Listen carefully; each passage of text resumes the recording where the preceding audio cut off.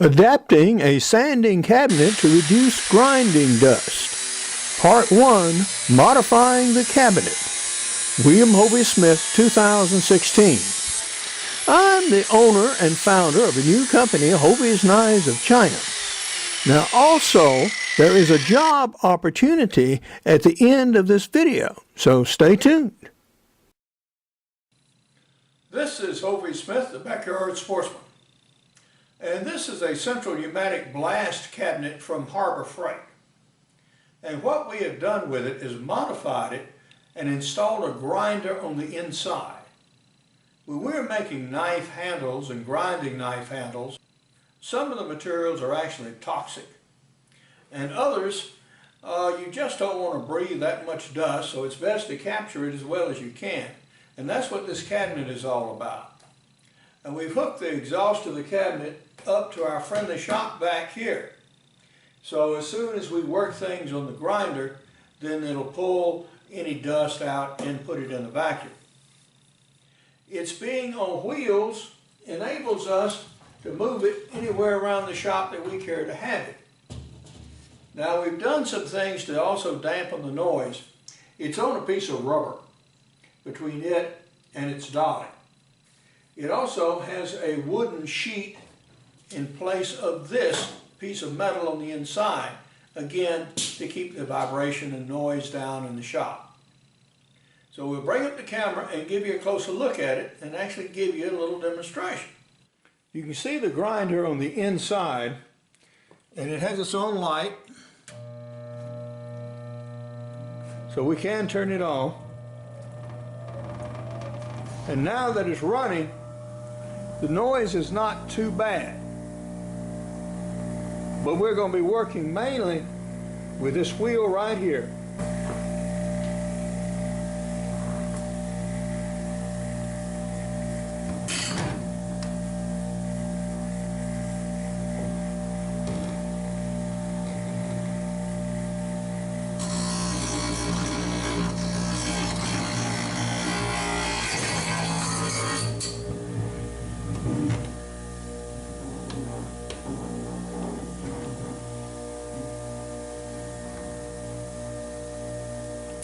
My clamps are too cumbersome to use in that confined space.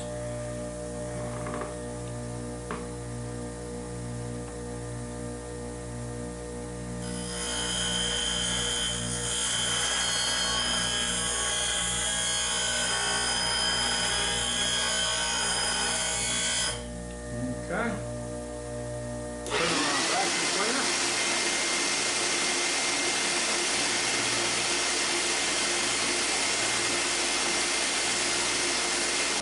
We proceed to grind away. It's not going to take very long to work that down. I did not have sufficient room to work this block effectively with those clamps, clamping the two pieces together. But I did manage to reduce the wood down pretty good. This is nearly down to the index line where I wanted the grind to be. Now for finer work than that, I'll put this on the belt sander and take it down further to the final fit to the piece. There is some dust accumulated down in here, down in the bottom.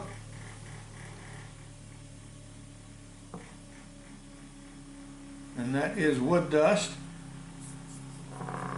But at least it is captured in here rather than being thrown out in the atmosphere generally. And some of it must have been vacuumed away because we certainly removed more material than that little bit of dust in the bottom of the cabinet.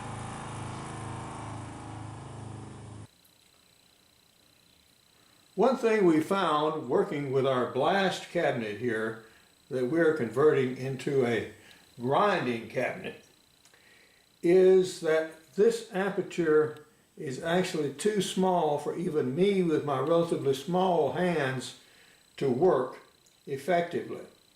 So consequently I need to enlarge this hole. And so what we're going to do is actually square this off to about here and down and top and put a wooden shelf here so I have a convenient place to rest. Now that's about the appropriate size rectangular hole to comfortably work at that buffer wheel. So we remove the glass just to take it out of harm's way. And we're going to decide how we're going to cut that steel. Several ways we can go. We could use a cutting torch. That generates a lot of heat and is probably going to destroy that bond on the top. Then we could use the angle grinder. Noisy, rattly, rough, vibration prone, not as precise, etc., etc., etc. But I think that's the way we're going to try. We could also try to cut it with a saw, but that steel is just a little thick for cutting with a cutting saw.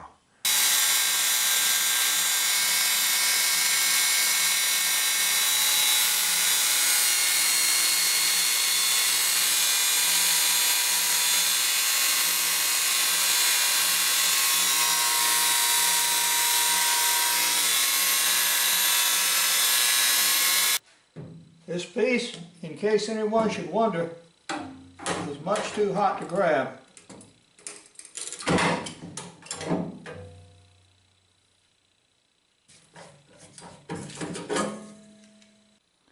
We are now very nearly there.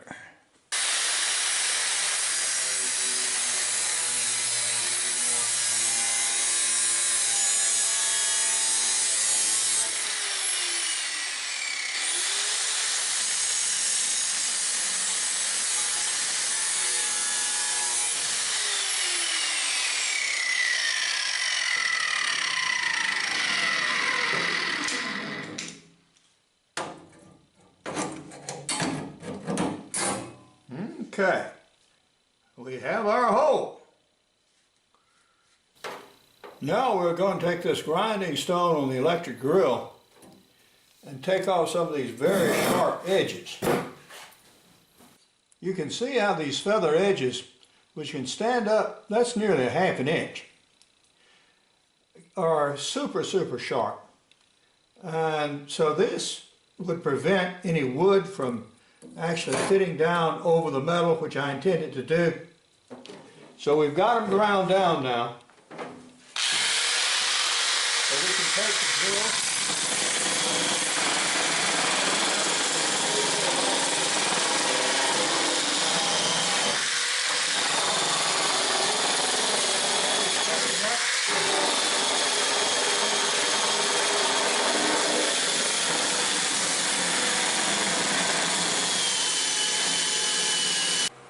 We have our wood prepared now for our window. Now this is actually going to go on the inside of the machine. And I have it just laid out here on top so obviously you can see it. And we're going to put the shelf right here to give a good rest that has fine support because of a cross member inside of the box itself. We now just have the shelf just about installed. I just have one more screw to drive in. And this is flush with the outside because we're going to have a piece of canvas stretched over here to help prevent the dust from getting out through the holes where I insert my arms. We've now largely painted up our shelf here. And what we've also done is put in this reinforcing 2x4 block here, with screws coming through here and also with nails coming from the backside here plus glue to give support to this shelf. Not that it was probably really needed, but it does give added support. You'd have to take a hammer or a hatchet to break this assembly apart now, whereas before, over the years, maybe this bond back here would break, although I doubt it. However, it surely will not break now. So before I install it, I'm actually going to try fit it, make sure all this stuff clears, and then we'll screw it into the box itself. Well, I just finished painting it up, but like most guys, wet paint or no, I want to see it in that box. So I'm going to go ahead and actually put it in. And yeah, I'm going to get some paint on me, but, well, I've had paint on me before. It's no big deal. But I want to see it in here and working. If I can get one in, I'm home. All right. When you're working with salvage materials, unexpected events oftentimes occur. And it happened here. I could not get this hardened screw to go. And what happened was, there was a piece of metal actually embedded in that 2x4. So the screw hit it and was turned, and so I had to drill it out. And now, yeah, now we can put the screw in. There she goes, like she ought to have. We are about done with this phase of the cabinet. We have installed our shelf. It's in there, it's solid. The only thing remaining is to knock off these screws here. We are going to put in 2 exhaust ducts and mount them permanently here, and actually bend some metal pipe and come up here and through this vent. But we're coming along good. We do have this phase of our grinding cabinet completed. All we need to do is, this canvas has been glued on.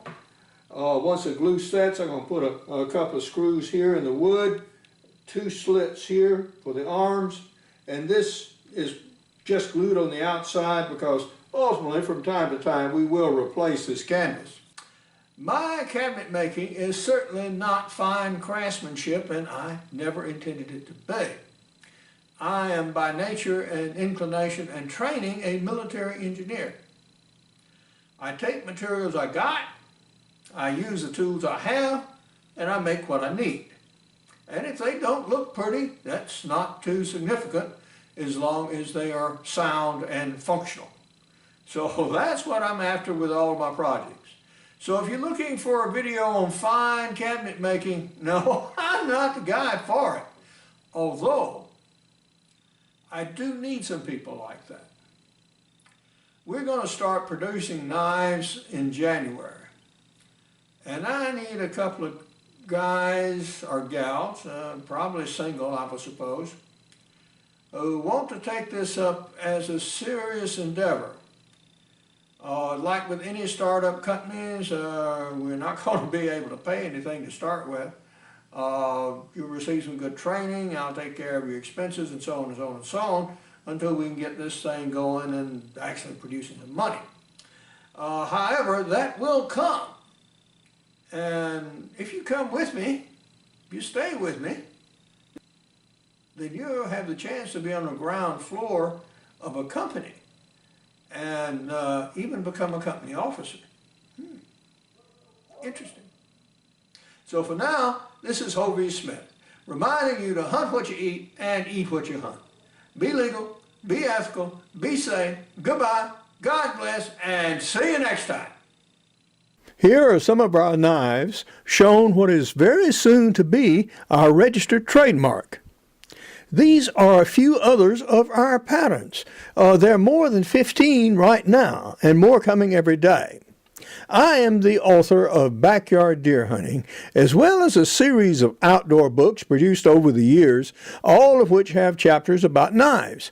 And these include backyard deer hunting, extreme muzzleloading, practical bow fishing, and crossbow hunting. I also have a business book out, Ideas for New Businesses on how to start your million or billion-dollar business. And here's a little blurb about me and about my book. Now, if you are interested in taking me up on my offer and working with me, go and look at my blogs and look at my videos first thing, and then you can contact me later. For more information on my books, blogs, and more than 550 videos, go to my website, www.hoveysmith.com. Good hunting and good eating from the outdoors. Goodbye, and God bless.